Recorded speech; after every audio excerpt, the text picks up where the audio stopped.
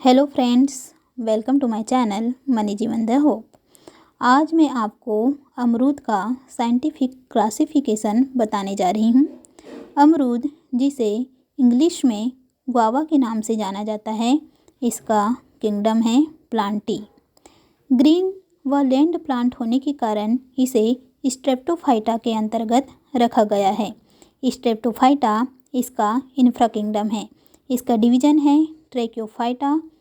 Vascular plant होने के कारण इसे ट्रैकियोफाइटा के अंतर्गत रखा गया है।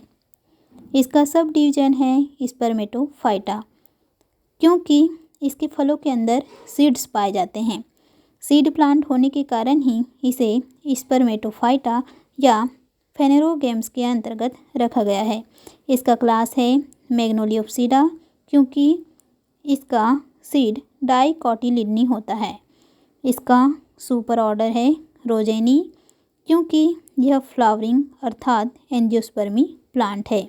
इसका ऑर्डर है मर्टेल्स, फैमिली है मर्टेसी, जीनस है सीडियम एंड स्पीसीज है सीडियम गुआजावा। बायनोमियल नोमेनक्लेचर के अनुसार इसका साइंटिफिक नेम और बॉटनिकल नेम है सीडियम गुआजावा। यदि आपको यह जानकारी अच्छी लगी हो तो प्लीज़ इस वीडियो को लाइक करें, शेयर करें व मेरे चैनल को सब्सक्राइब करें। धन्यवाद।